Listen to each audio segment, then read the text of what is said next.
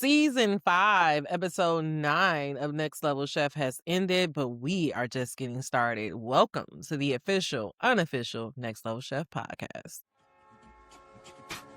I became an artist, and thank God I did, because we are the only profession that celebrates what it means to live a life.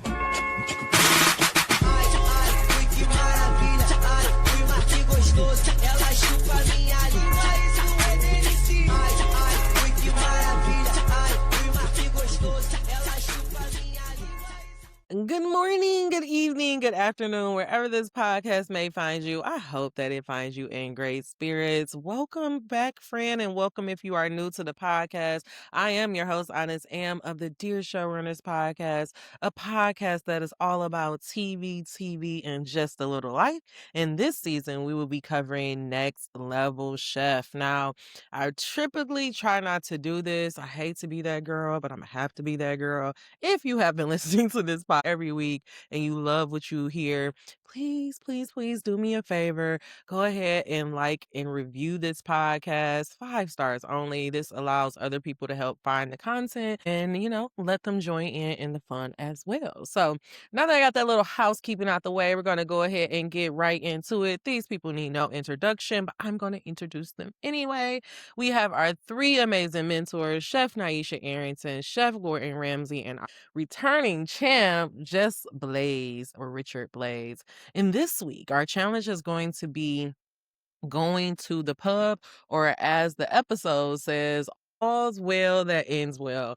And this episode is all about our chefs making a dish using beer. Now, we know that our chefs has 40 minutes to complete a next level beer dish. So they can do beer batter, they can put it in a beer sauce, they can make a stew, whatever they want to do, but they have to incorporate the beer.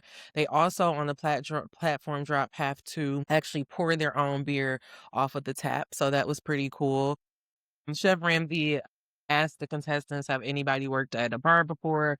We had Cole and Machete raise their hand, and he talked about how skill of pouring a beer was really, really going to come in handy. Before we start getting into the episode, though, I thought it was really important to learn that we are officially within our top 10. It makes me wonder if in the coming weeks, well, next week or the week after that, will we break out with teams? Andy still has her pen. Andy is still going strong. Will they say within the next cook or the next 2 cooks, Andy won't be able to use her pen? I'm curious to see how that will all work out. Now, before we go into the challenge, I always like to let you know what was the biggest aha moment for me in this week's episode. A quote was coming to me, and it says that if you fail to plan, you plan to fail. Now, I was killing it with my predictions, and I was right every week except for last week. And I kind of think it's because I love Amber so much. I don't want to skip ahead. But we really will see in this week episode those chefs who did not have a clear plan, how that end up coming back to bite them in the end, and how one particular chef, how her lack of storytelling on the plate is ultimately what end up losing, which also ultimately led to her elimination. But we'll get there. We will get there. This week, I told you guys we were talking all about the beer challenge. In the top level kitchen, we had those Naisha warriors at the top. On her team, still remaining is Daniela, Connor, and Machete. Machete, when the platform dropped, the first thing that he saw was this beautiful piece of steak. And he said it just immediately it reminded him of like his father teaching him how to cook steak. He got some onions and he's like, bam, I'm going to make a French onion soup. Connor, guys, I'm like low-key falling for Connor. He's so cute. Like he's just, I just love him in his confessionals. But Connor saw this chicken. He's like, I'm just a plain boy. I don't like all that bougie shit. I'm like, yes, Connor, you are a man after my heart. So he ended up picking up just some chicken breast, or chicken thighs or chicken legs, something. It was some chicken. And then Daniela saw this beautiful duck, and then they had like a cherry ale. So she said that she was going to do a duck dish. Now, our big drama with Danielle is that for any duck dish, the sauce is very, very important. And because it is a beer challenge and she had that beer in her sauce, she really wanted to make sure that she nailed the sauce. And so as she's cooking, she's asking Naisha for help, and Naisha is saying, okay, so you want to use this pan and you want to use some sugar. And basically Naisha is guiding her and coaching her all the steps that she's going to have to take to complete her sauce, not only to make her sauce, but to make sure that her sauce tastes well and it has the right consistency. Naisha was talking her through it, but y'all know how Naisha be. Naisha's like, okay, did you do this? Okay, did you do this? She gets, I think, I really want to know if Naisha got some military background in her. But she gets very like kind of drill sergeant-y, and Daniela was like, okay, girl, I got it. You're getting in my head. And I was like, ooh, like the edit tried to make it seem like it was gonna be like this big drama. But I just love how like Naisha like didn't even blink, like she didn't flinch, she didn't move, like nothing even changed. She was just like, that is my job. That is what I'm here for, to challenge you and to push you. And we just know like Danielle is just one thing that we can learn from Danielle is that she gets into these moments of where she's like flustered or she wants to get her way and then she lashes out at people. We saw how she did that with Emerson. We saw how she kind of did it with a couple of her teammates, and it's just, I don't know, it's just something to watch out for. But I'm glad how it really, even though the edit made it seem like it was going to be like this big drama, like Naisha said what she had to say, and basically was like, okay, do you want me to help you with your dish or not? And they moved on. Next up, we going down into the middle level kitchen where we have those beautiful Gordon girls. We have still remaining Cole. She's gonna do this halibut dish. We also have Gabrielle, who's still hanging strong. I believe she also did a fish dish. Andy, she got some goat, and she was really, really inspired to do this goat stew. And I really love how as soon as Andy came off of the platform, she just had this idea in mind that, okay, I'm going to do a German pancake. I'm going to put a stew on it. The one thing I really love about Andy and when she's cooking, like you could just see the joy, you can see the excitement coming off of her. It was just, I don't know, Andy is just such a smart guest to me. And I'm just so curious to just see where she goes, in this competition as well as beyond the competition. But my girl Amber, she gets this venison. And I think the problem with Amber is that she focuses in on making sure that, she kills the protein, which you have to do because that is very important in a competition. But her problem was with this lack of like vision. So, say for example, we know last week she was trying to come up with the ravioli, and then she ended up, the last round drop messed her up. And so instead of completing that ravioli dish or even trying to pivot, create another idea based off of her conception. She just completely forgot about the challenge and she just started getting into survival mode. And so Amber really teaches us that when you are operating from survival mode versus thriving, you're not being your most creative and you're kind of just doing what you have to do to get through to the next challenge. And I honestly think that's really what burned about like the last couple of cooks. And that's where when I was watching it this week, I was like, I can be a little biased.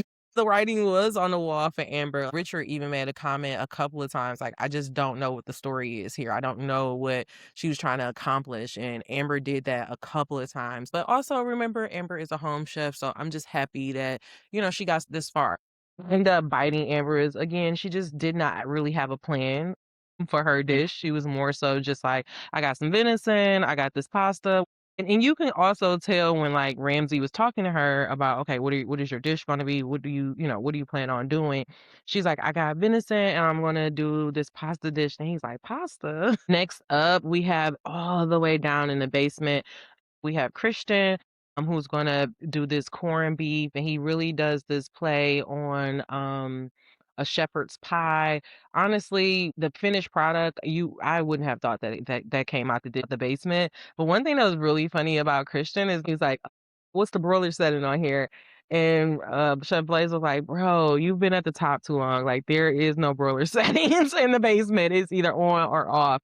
And then he was like, hey, where's the torch? And it's like, you are in the basement, Christian. It's like Christian like really forgot about being in the basement and not really having all of those cool, gadgets and gadgets, but he still made it work anyway. With Jared, we learned that he was a home brewer. He's been home brewing for the last 15 years. But he was really, really excited about this challenge, but he's also in the basement. And one thing that Richard said about being in the basement is that we get what we get and we don't complain about it, right? I think that is just like a concept that we could live in, we can just take in life. I think so often when things go wrong or things don't go our way, we complain about it and we're trying to find a reason why this happened or we're trying to find if you're anything like me, you try to find a reason of how you messed up to get to this to happen, instead of just really taking a neutral approach and taking what you get and dealing with the cards that you have and not complaining about it and really just looking at everything as though it is happening in your favor. And so I just love how Richard said that to his team. Like we don't complain. And then I also love, as he is, as the contestants are doing those last minute pulls, he say, grab it or regret it. That's also another concept that we can really take with us. Like, so often we live in this mindset of being like, I'm not going to do it, or oh, maybe next time, or oh, I'm going to let that person come to me. But it's like sometimes you got to go out there and grab an opportunity and see it all the way through, or you're going to end up regretting it in the end. And so in the basement, we have Darian where he grabs some chicken livers, which nobody actually wanted, and then Jared grabs some squid, which he is not familiar with cooking with. And so at first I was really like, well, what is he gonna do with the squid dish? And then it hit me like, oh, squid is just calamari. So then I was like, this is not that hard of a dish. And so Richard gave him a nice tutorial on how to use the squid, and Jared was able to go ahead and deep fry in beer batter. One thing that I loved is that we did get like a little recipe on how to beer batter, and it's a cup of beer to 2 to 3 cups of egg flour. So if anybody out there wants want a beer batter this weekend, that is a recipe that we got from Chef Lay's.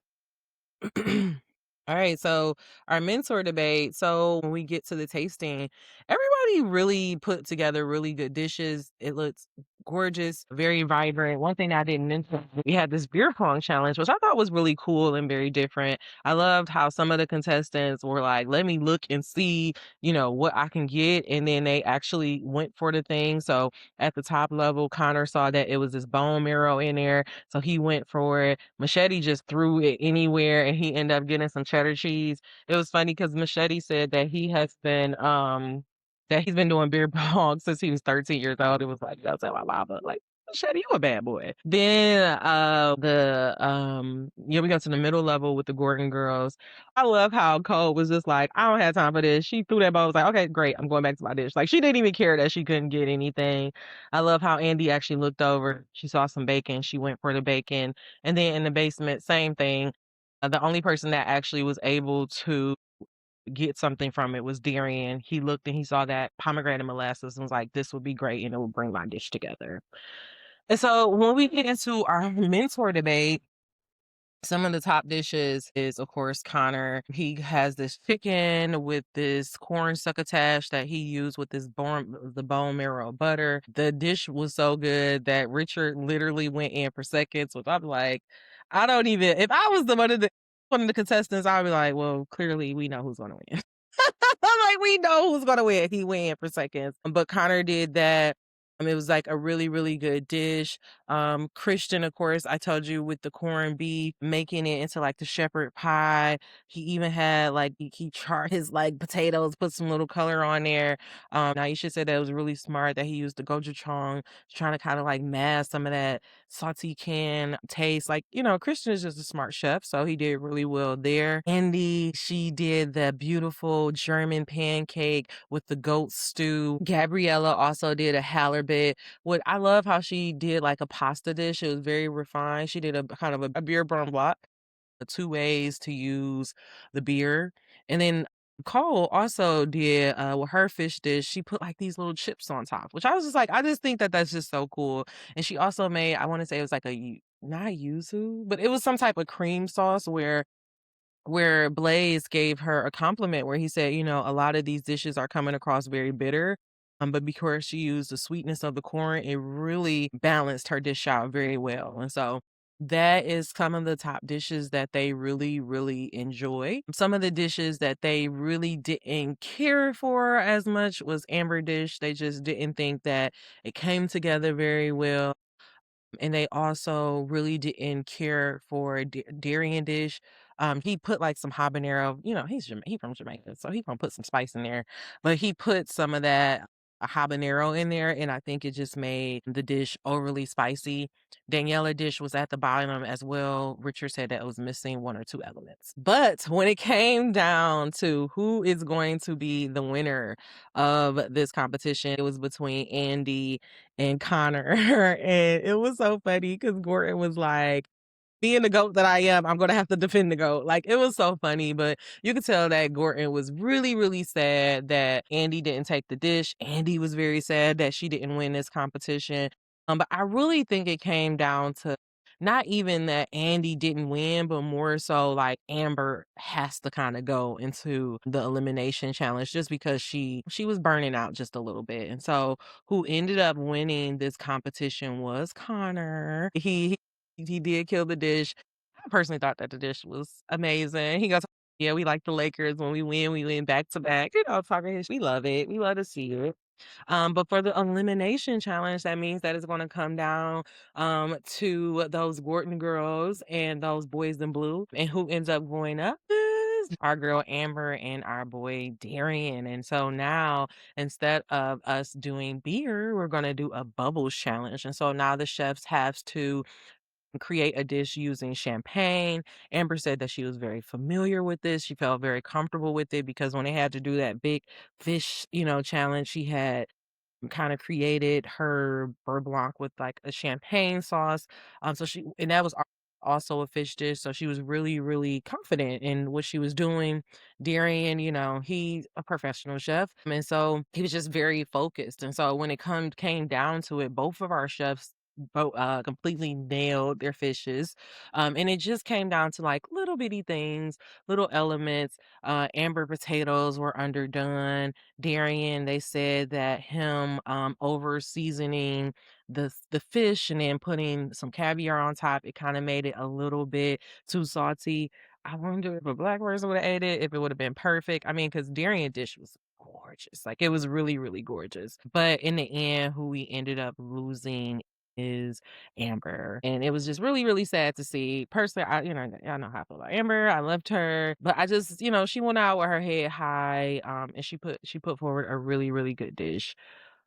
One thing that we learned from Darian is just about how to cook fish. If you're ever wondering how to pan sear it, he said you just lay it there, you let it get a hard sear, you don't touch it. I think it's maybe 4 or 5 minutes, and you flip it over, let it touch it for a minute, and then pull it out so you're not overcooking it. So thank you, Chef Richard and Chef Darian for those tips. So, final thoughts of this week episode, our life advice.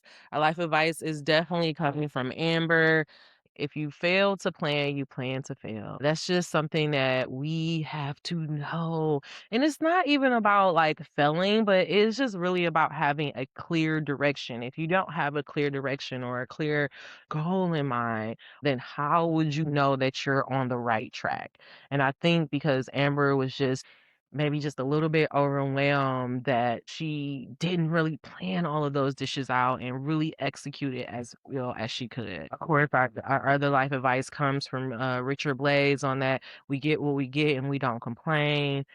And then as well as grab it or reject it, because sometimes in life you don't get a second chance, and if there's something that you want, you have to be willing to grab it and go for it. It makes me think about when Chef Cole, me and her was talking on Threads, and she was like, "Hey, I can help you out. I would be interested in coming on your podcast." And there was a part of me that was scared and that was nervous and was like, "Oh my God, am I going to be able to do this? What am I going to do?" But I also saw it as an opportunity, and so I grabbed it and I just went with the flow, and that was how I was able to get the interview with you guys with Chef Kevin. And so sometimes in life, you're not going to feel totally prepared. You're not going to feel like you know exactly what to do, but you have to go forward anyway because that opportunity is in front of you. So you got to grab it or you're going to regret it. Mentor beef. It was like a couple funny moments. Of course, Gordon said, "Goat got to defend the goat." Gordon, when they first were starting the challenge, when they got to his floor, he's like, 1, 2, 3, 4. Like, I got my 4 girls. He was the only one that kept his 4 girls, and they stayed together for a long time. Like, you can literally see in Chef Ramsay's eyes, like he teared up. Like you can really see like he was sad to lose Amber.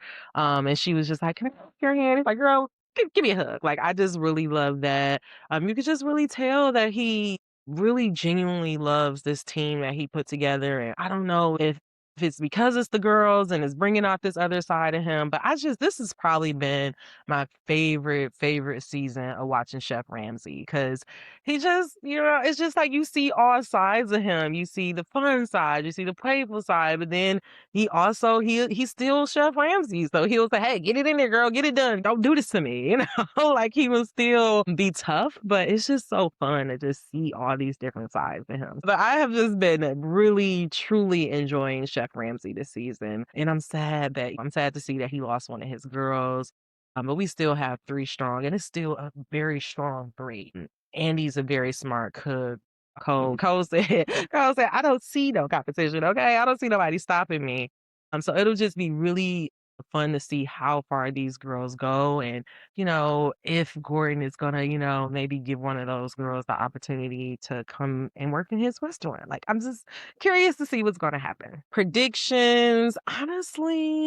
I just feel like we're getting to the top 9, and it is when you get to the top 9, it becomes less about skill and more about who wants it. Like who wants it the most, who's gonna push themselves to become the winner of Next Level Chef. So I don't want to hate on nobody. I don't want to put anything out there because I love these 9. And I'm just want to see what happens. Like I'm just here for a good end game. I'm curious to see.